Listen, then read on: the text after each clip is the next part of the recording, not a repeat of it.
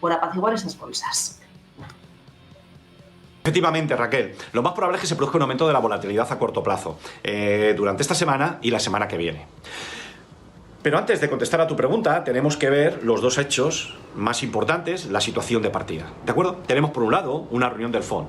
Todos sabemos que hoy a las 8:30 Powell comparecerá y todo el mundo va a estar atento a dos hechos. Primero, sus palabras. Y en segundo lugar, a las proyecciones macroeconómicas realizadas por los miembros del FON. Es decir, las previsiones que tienen los miembros del FON en materia de crecimiento, en materia de paro, en materia de inflación, etc. Y sobre todo a los gráficos de puntos. Los gráficos de puntos, como saben ustedes bien, son unos gráficos en los que cada uno de los miembros del FON pone el puntito en el nivel en el que él cree que van a estar el tipo de interés de los fondos federales en el año 2022, el año 2023 y en el año 2024. ¿De acuerdo? Yo, en este sentido, quiero decirles que una cosa son cuáles son las proyecciones, las expectativas que tienen los miembros del FON y otra es la realidad. Es decir, la realidad en el que el FED sitúe el tipo de interés de los fondos federales en el año 2022, en el año 2023 y en el año 2024. No tiene nada que ver. Es más, con todo el respeto del mundo hacia los miembros del FON, en mi experiencia debo de decirles que son bastante fallones, se equivocan con bastante frecuencia. Ahora bien, es indudable que, teniendo en cuenta la situación que presenta el mercado, la opinión de estas personas, aunque luego se equivoquen, va a influir en el movimiento a corto plazo del S&P 500 y va a provocar un aumento de la volatilidad, indudablemente. Ya tenemos por un lado la reunión del FON, pero es que además tenemos otro hecho muy importante que se produce esta semana y concretamente el viernes. El viernes expiran una gran cantidad de contratos de futuros y opciones, ¿de acuerdo? Sobre índices, sobre acciones, etc. Yo quiero que se fijen especialmente en el gráfico que les recojo de Goldman, ¿de acuerdo? Tal y como pueden ver, expiran casi 4,3 billones europeos en opciones. Sí, billones europeos o trillones estadounidenses. Y la mayor parte de estas opciones tienen como activo subyacente el índice SP500, ¿de acuerdo? Por lo tanto, ven ustedes que las razones por las que se va a incrementar la volatilidad son claras. Por un lado, reunión del FON y por otro lado, esta enorme expiración de contratos de opciones sobre el SP500, ¿de acuerdo? Ahora bien, antes de acabar con los contratos de opciones, yo les tengo que, tienen que venir conmigo y vamos a pensar juntos, ¿de acuerdo?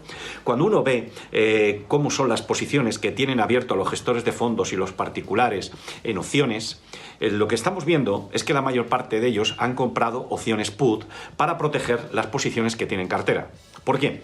Bueno, porque los medios de comunicación les han metido mucho miedo y especialmente Goldman les ha metido mucho miedo porque creen que el FON, o los miembros del FON, van a estimar que durante el año 2022 va a haber 3 subidas de tipos, otras 3 o 4 en el año 2023 y otras 3 o 4 en 2024. Entonces muchos de ellos han sido prudentes y han comprado opciones put, ¿de acuerdo? Es más, si ustedes se fijan, en este gráfico que les muestro, el miedo de los gestores de fondos se aprecia también en los niveles de efectivo que tienen los fondos de inversión. Tal y como pueden ver, los niveles de efectivo son bastante altos, están por encima del 5%.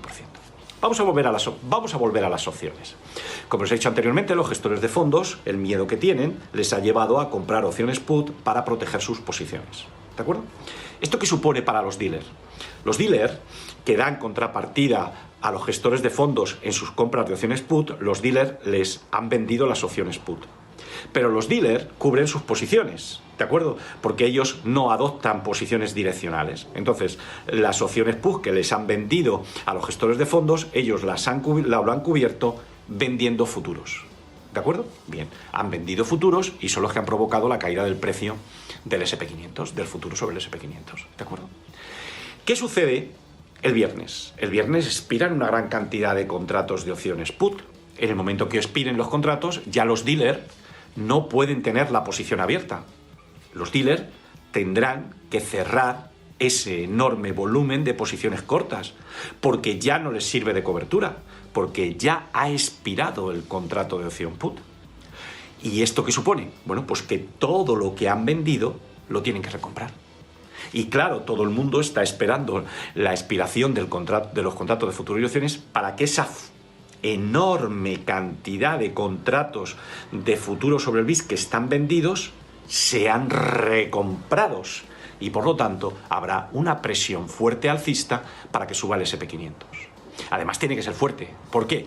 Porque ya les he dicho a ustedes que Goldman estima que el volumen de posiciones abiertas en los mercados de opciones es cercano al 4,3 billones y la mayor parte de ellas son sobre el SP500. ¿De acuerdo? Por lo tanto, quiero que les quede claro que el viernes todo el mundo está esperando una gran oleada compradora cuyo dinero procederá de la cancelación de posiciones cortas por parte de los dealers, ya que no les serán necesarios para cubrir las opciones put que han vendido a los gestores de fondos, porque esas opciones ya han expirado. ¿De acuerdo?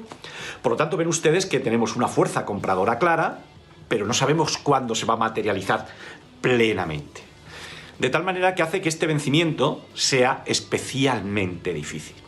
Y esa es la razón por la que yo he considerado varios escenarios. Antes de entrar a abordar los escenarios, quiero que se fijen en este gráfico intradiario del SP500 porque quiero que ustedes sepan los niveles más significativos. Bien, tal y como pueden ver en el gráfico, observarán que el SP500 perforó ayer el soporte de la zona 4657. Lo ven ustedes ahí como perforó, ven ustedes ahí que con una línea continua, una flecha continua de color rojo les he dibujado la caída que experimentó el SP500 hasta dirigirse al soporte de la zona de los 4600.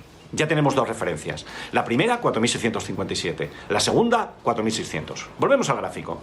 Tal y como pueden ver, cuando el SP500 llegó al 4600, ahí rebotó. ¿De acuerdo? Ven ustedes que rebotó y subió a la zona del 4639. Ven ustedes que con una flecha de color rojo continua les he dibujado ese rebote. Luego ya tenemos tres referencias muy importantes. La primera referencia, 4657.